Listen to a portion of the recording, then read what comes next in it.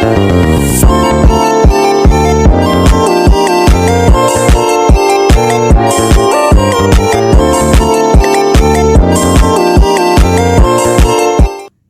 perkenalkan nama saya Elisa Bilia dengan NIM 23 10 11 63 20 016 dari kelas A2 Program Studi Pendidikan Bahasa dan Sastra Indonesia. Di sini saya akan menjelaskan terkait peta konsep tentang fonologi bahasa Indonesia. Berikut peta konsep yang sudah saya buat.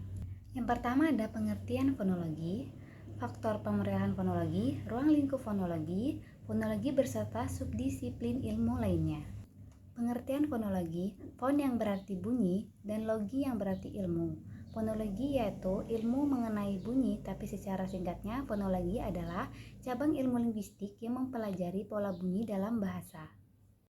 Faktor yang mempengaruhi perolehan bunyi, yang pertama faktor biologis, faktor lingkungan, dan ketiga inteleksi.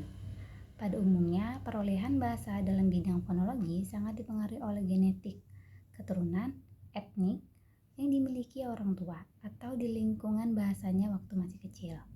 Terus yang kedua ada faktor lingkungan. Mempengaruhi perolehan fonologi anak, khususnya pada anak yang hidup berdampingan dengan dua bahasa, contohnya bahasa Dayak dan bahasa Toraja. Terus yang ketiga, inteleksi. Pada umumnya, anak yang memiliki inteleksi normal akan lebih mudah dalam menyesuaikan terhadap lingkungan sekitar, namun semua tetap dengan dukungan orang tua.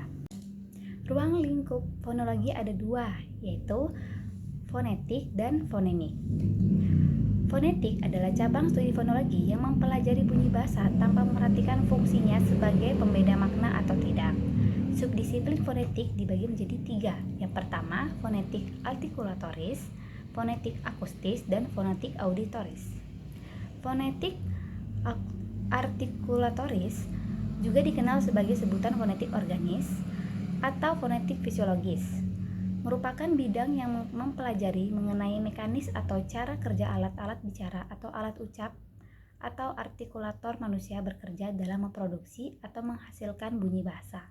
Terus yang kedua, fonetik akustis, mempelajari bunyi bahasa sebagai bagian peristiwa fisik atau fenomena alam. Bunyi-bunyi tersebut diselidiki atau dipelajari berdasarkan frekuensi, getaran, amplitudo, intelektitas, dan timbre.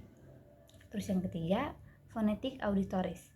Jenis fonetik ini merupakan bidang ilmu yang mengkaji mengenai mekanisme atau cara kerja telinga kita dalam menerima bunyi, bukan hanya bunyi bahasa tapi juga bunyi-bunyi yang lain.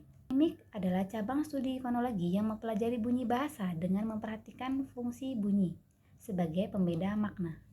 Yang terakhir, keterkaitan fonologi dengan subdisiplin keilmuan lain. Di sini saya hanya akan menjelaskan dua diantaranya, sosiolinguistik dan fisiolinguistik.